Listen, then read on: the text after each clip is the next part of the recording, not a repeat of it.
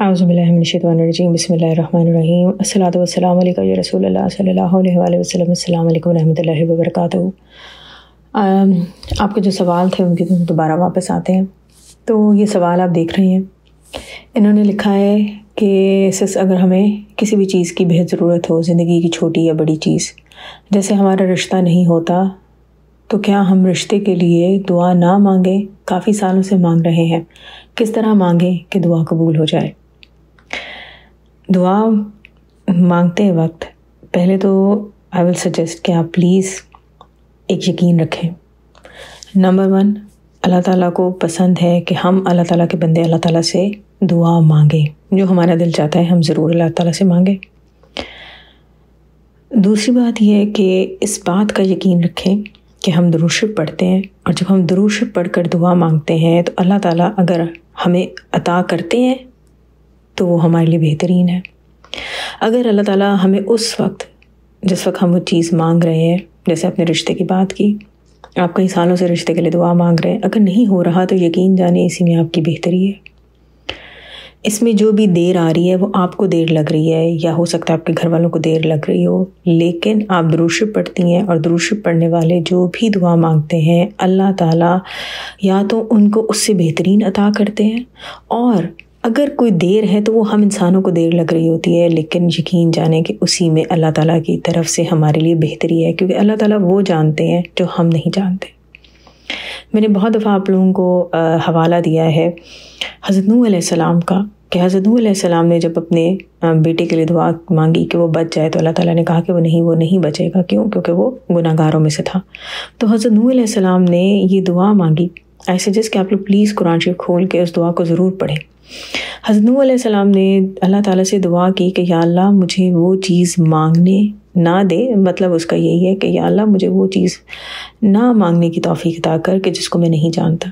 رشتے کے لیے بہترین ابھی تک جو ایک درود شریف بتایا گیا ہے وہ ہے نظر کرم والا درود شریف۔ آپ اس کو پڑھیں، 1000 مرتبہ اس کو روزانہ پڑھیں کم از کم، اگر زیادہ پڑھ سکتے ہیں تو اس کو زیادہ مرتبہ پڑھیں۔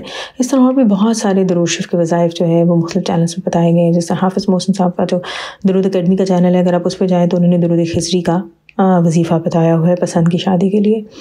اسی طرح جو احمد منظور بھائی ہیں جو خادم درود کے نام سے بھی جانے جاتے ہیں، انہوں نے محمد صلی اللہ علیہ وسلم کا وظیفہ بتایا ہوا ہے کہ جس میں آپ 1 مرتبہ محمد پڑھتے ہیں اور پھر صلی اللہ علیہ وسلم 100 مرتبہ پڑھتے ہیں، اور انہوں نے کہا ہے کہ آپ اس کو تہجد کے وقت، عصر کے بعد، اور آئی تھنک عشاء کے بعد، یا آپ ان کے چینل پہ جا کے دیکھیں گے تو وہاں پہ آپ کو مل جائے گا۔ اس طرح اور بھی بہت سارے درود شریف کے وظائف ہیں جو آپ شادی کے لیے پڑھ سکتے ہیں۔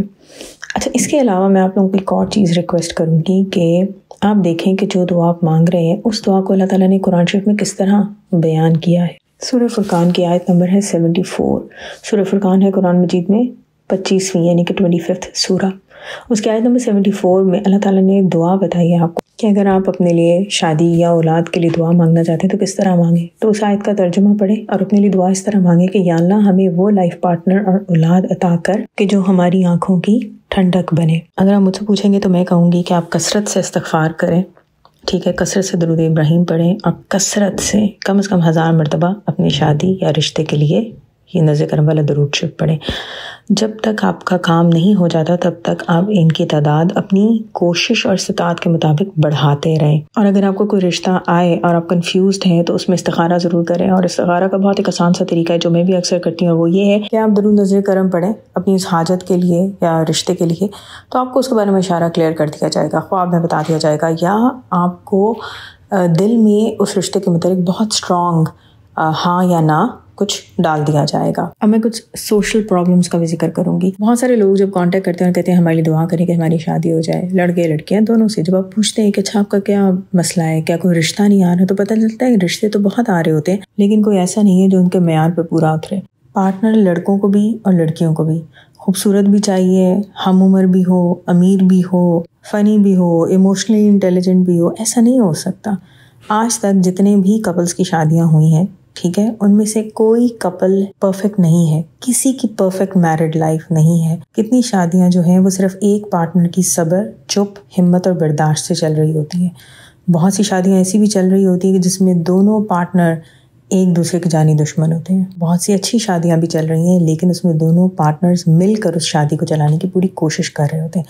بتانا میں آپ کو یہ چاہتی ہوں کہ اگر آپ اپنے لیے کوئی آئیڈیل پارٹنر ڈھونڈ رہے ہیں نا، ایسا کوئی بھی ایگزسٹ نہیں کرتا. تو پلیز اپنی پرائرٹیز کو ڈیفائن کریں کہ ہاں اس بات پر میں نے کمپرومائز نہیں کرنا ہے. اگر آپ مجھ سے پوچھیں گے تو میں کہوں گی ایسے شخص کا انتخاب کریں کہ جس کے دل میں اللہ کا خوف ہو.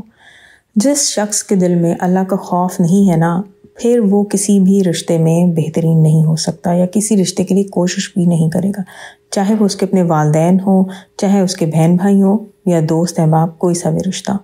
جس شخص کے دل میں اللہ کا خوف ہوگا ڈیفینیٹلی اس کے دل میں حضور پاک صلی اللہ علیہ وسلم کی محبت بھی ہوگی. تو ایسا شخص اپنے لائف پارٹنر کے طور پر چوز کریں. جس طرح ہم دوستوں کے لیے کہتے ہیں نا کہ دوست ایسے رکھیں، کمپنی ایسی رکھیں کہ جو آپ کو اللہ تعالیٰ کی طرف لے کے جائیں، جو آپ کو حضور پاک صلی اللہ علیہ وسلم کی محبت کی طرف لے کے جائیں.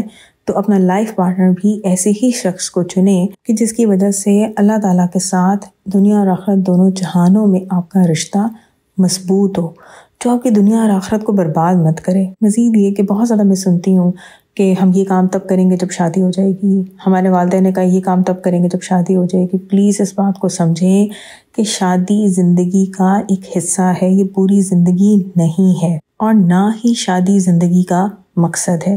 ہم سب لوگوں پر یہ فرض ہے، چاہے آپ کی شادی ہوئی ہے چاہے نہیں ہوئی ہے، اس بات کو جانیں کہ آپ کی زندگی کا مقصد کیوں ہے، اللہ تعالیٰ نے آپ کو اس دنیا میں کیوں بھیجا ہے. کیا ہم نے ایسے ہی زندگی گزارنی ہے کہ بس کھایا پیا سویا اور پھر اس دنیا سے چلے گئے؟ اپنی زندگی کا مقصد جانیں. زندگی اس دنیا میں ایسے گزار کے جانی ہے کہ ہمارے مرنے کے بعد بھی لوگوں کو مسلسل فائدہ ملتا رہے. ایسے زندگی گزار کے جائیں کہ جب فائنلی اللہ تعالیٰ کے سامنے حاضر ہوں تو اللہ تعالیٰ کو فخر ہو کہ یہ میرا بندہ آیا ہے. زندگی ایسے گزار کے جائیں کہ حضور پاک صلی اللہ علیہ وسلم آپ کا استقبال کریں، حضور پاک صلی اللہ علیہ وسلم آپ کے اپنے امتی ہونے پر فخر کریں. بہرحال جتنے بھی لوگ مجھے اپنی شادی کی دعاؤں کے لیے کہتے ہیں ان کے لیے میں ضرور دعا مانگتی ہوں اور مانگتی رہوں گی. جو لوگ پسند کی شادی کے لیے کہتے ہیں ان کے لیے بھی دعا مانگتی ہوں. بہت سے لوگ تو کامنٹس میں بھی لکھ دیتے ہیں، تو پلیز اگر آپ اپنے لیے دعا کرتے ہیں تو باقی لوگوں کے لیے بھی ضرور دعا کریں. ایک خاتون کو میں جانتی ہوں، ان کی بیٹی کی شادی نہیں ہو رہی تھی تو انہوں نے انڈیا میں